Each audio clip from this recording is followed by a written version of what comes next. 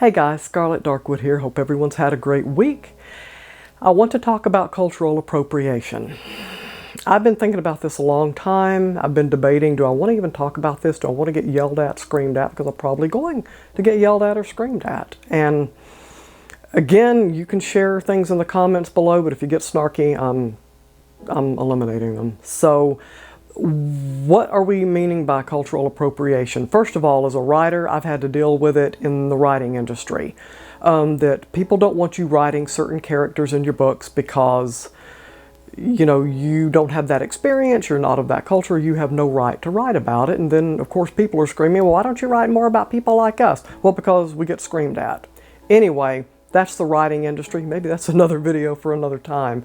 But I want to talk about it in magic, or, well, magic really, because mysticism, for example, the Rosicrucian order, it's not a religion, so anybody can practice this. You have blacks, whites, Indians, everybody practicing mysticism, and a lot of people have joined the Rosicrucian order who come from a lot of different traditions, a lot of paths. And we don't go around saying, you can't do that because you're not pasty white, or because you're black, you know, you can't do that, or this and that and the other. We don't do that. But again, the Rosicrucians are an initiatic philosophical order. They're not a religion. But let's say you are a pagan and you want to practice occult, you know, the occult and magic. And let's say you're pasty white and you want to practice hoodoo. You're going to get outrage from the black community saying you have no right to practice that because you're not like us or you're not of us.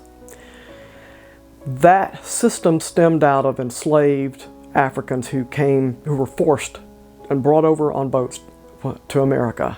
And they developed their own system integrating from their homeland what now they had to deal with in this new land against their will. They didn't want to be here. They were kidnapped. And so they came up with a system to help them practice their own spirituality in a way that didn't tick people off, or the white man off, and in a way that they could be true to themselves. So it's built on their ancestors, and it was built on their practice. And there are a lot of white people who really are drawn to that, and they want to study that and practice it, and they're getting shouted down because they're not black.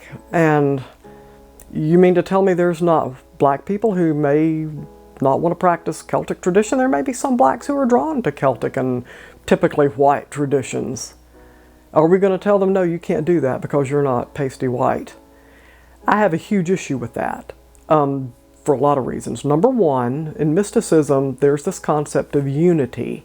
And this concept of unity says we are all of the one spiritual source.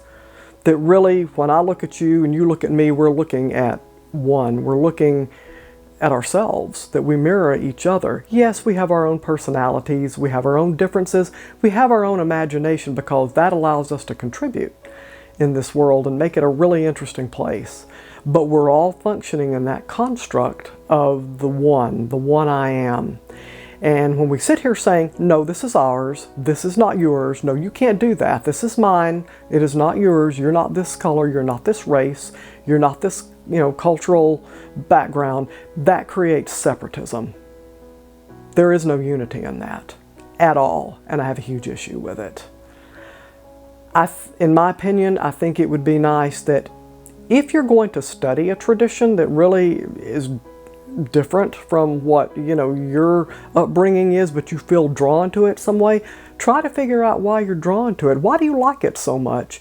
What pulls you into it? What do you like about it? What do you hope to gain from it? Can you find some people who can teach you the path? Can you learn the lingo that goes with it and understand the reasons why you do things? That would be going at it with conscience and with pure intent. I think a lot of people out there this day and age love to jump on a bandwagon thinking they're cute and cool. And you're not cute and cool. You are just grabbing on things and showing no respect for it. And I have a huge issue with that too, because it's not going to get you what you want. I mean, to me, when you're pursuing a path, there's a reason you're drawn to it. I have a friend who's pasty white like I am, and she is drawn to hoodoo. She loves everything about that.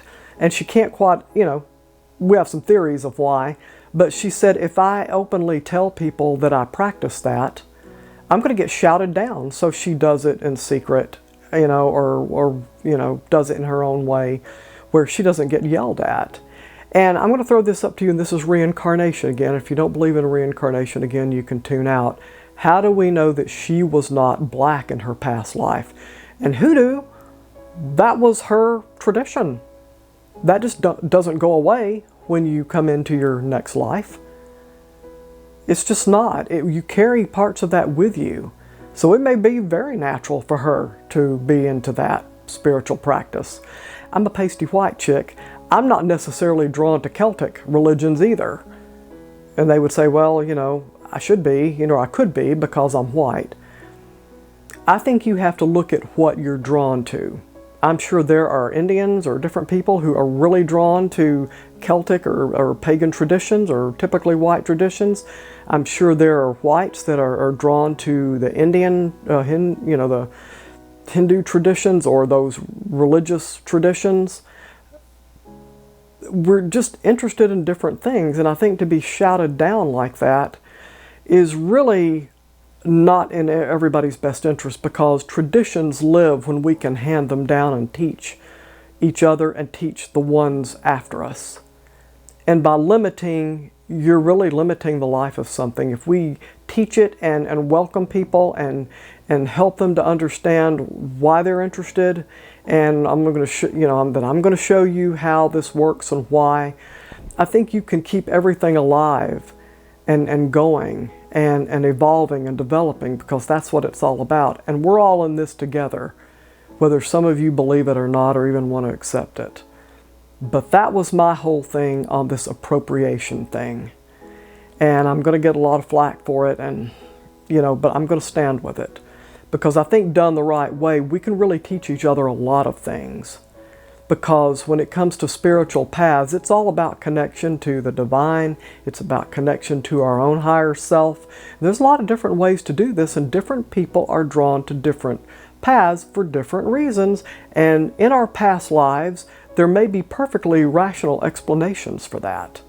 And in this incarnation, it's carrying through for some reason. That's my thoughts on this. Any comments you want to share, would love to hear it.